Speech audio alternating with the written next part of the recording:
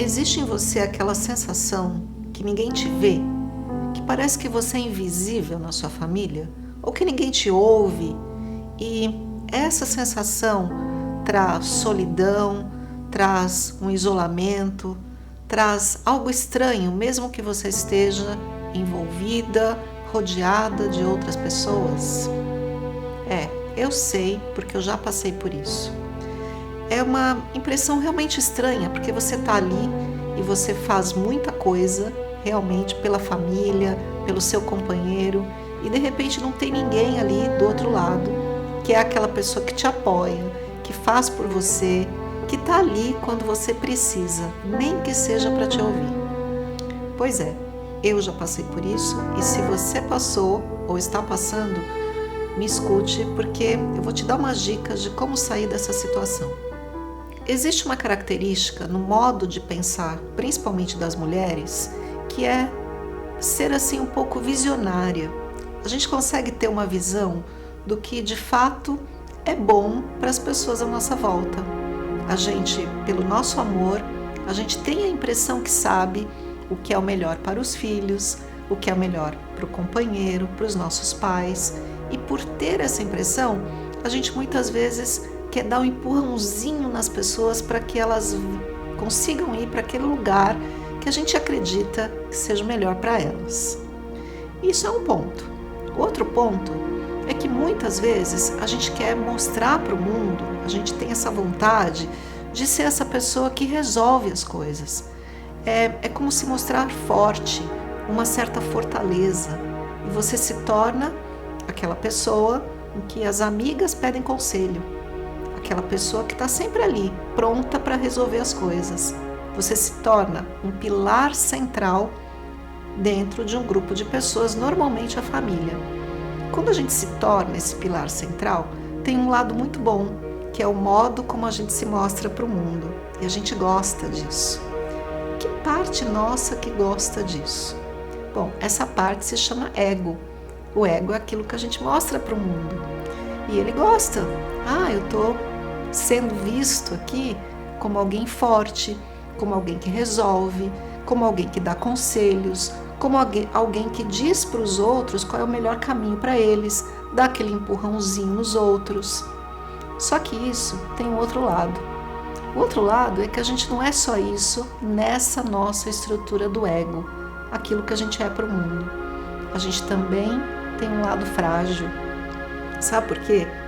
Todos os egos, essas pessoas, nós temos o nosso lado carente, o nosso lado que a gente também precisa falar, a gente também quer ser ouvido, a gente também quer ter aquela pessoa na nossa retaguarda que diz assim: não, peraí, deixa que dessa vez eu resolvo. Só que muitas vezes quando a gente se coloca nessa posição, a gente não tem aquela outra pessoa. Bom, isso aconteceu comigo também. Aquela pessoa que resolvia tudo, aquela pessoa que dava conselhos, aquela pessoa que dizia vai por ali, vai por aqui, e acabei passando para minha família essa visão de alguém que era a estrutura e que realmente não precisava de nada.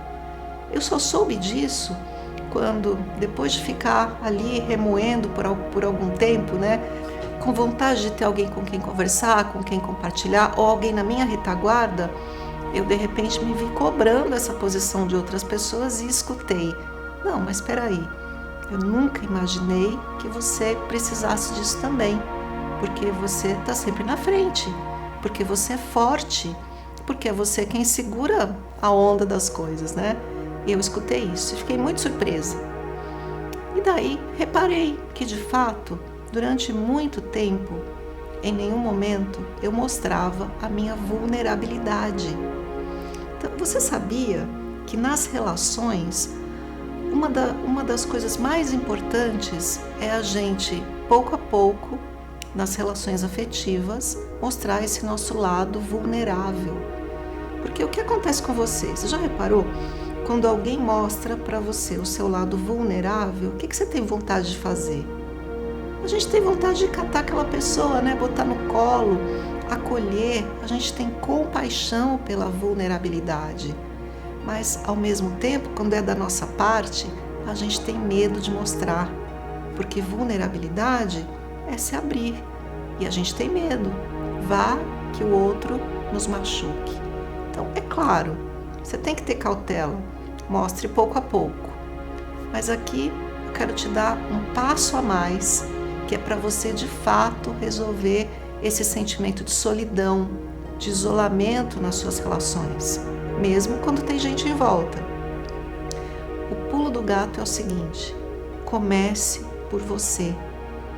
Note que existe dentro de você duas pessoas, porque todos nós somos assim, nós somos dois em um.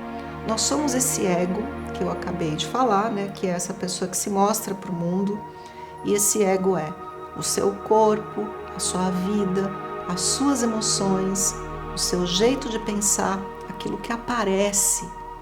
É esta pessoa, isso aqui é um ego. Mas existe dentro de nós outra coisa, que é como se fosse um observador de si mesmo. Essa outra coisa, aqui, só para o nosso entendimento, eu vou chamar de consciência. A consciência é uma pontinha, como se fosse o representante daquilo que você é de verdade. O que você é de verdade é um ser espiritual, eterno, perfeito, pleno, de um grande potencial. Só que a gente não vê isso. A gente vê esse aqui que aparece no mundo. Mas vamos voltar aqui à consciência. A consciência é aquele que te observa, é você que se vê. Então note que você consegue se perceber enquanto corpo. Você consegue notar as suas emoções, as suas sensações. Você consegue notar os pensamentos que passam pela sua cabeça. Então, esse que nota é como se fosse um outro à parte desse que vive. É engraçado isso, né? Mas esse é um dos primeiros passos para o nosso movimento de autoconhecimento e de expansão dessa consciência. Então, perceba-se como se você estivesse dentro de um filme, dentro de uma peça de teatro, e você está se vendo, ok? Essa é a consciência. O jeito mais fácil da gente entender é notar que existe uma voz falando com você o tempo todo na sua cabeça. Essas são as vozes da mente, e você, o seu eu, é quem ouve essas vozes. Então, muito bem, entenda que são dois: aquele que nota e aquele que vive. Esse que vive é o teu ego. E esse aqui é aquele que se mostra para o mundo, forte, poderoso, que resolve os problemas da família, que escuta os problemas dos outros e que também é vulnerável. Então, o que a gente começa a fazer? Note as vulnerabilidades de si mesmo. Comece a notar e comece a expor essa vulnerabilidade para você mesmo. E um jeito que eu ensino para os meus alunos do Manual de Reorganização Interna, o MRI, é através de um exercício que se chama escrita terapêutica. Então, na escrita terapêutica, eu escrevo para mim. Eu pego um caderno e começo a dizer como eu me sinto, o que aconteceu, o que está acontecendo comigo, e exponho a minha vulnerabilidade para mim. Daí eu dou um tempinho ali naquilo que eu escrevi, dou uma voltinha e volto e leio. E quando eu leio com esse olhar da consciência, do observador. Nesse primeiro passo, quando eu me exponho e me mostro a mim mesma, eu começo a compreender como é que eu posso fazer isso para as pessoas à minha volta, para um e para outro. E eu começo a me colocar num lugar que eu não sou aquele todo-poderoso, o pilar da família, que eu sou um ser humano, como todos são. E assim, como eu ouço dos outros, como eu resolvo os problemas, eu também preciso ter um momento que sou ouvida e que tenho os meus problemas, compreendidos, e de repente tendo alguém aí para me ajudar com eles. E dessa maneira eu começo a me abrir e saio desse isolamento. Então, como eu te falei, esse é um dos exercícios do MRI.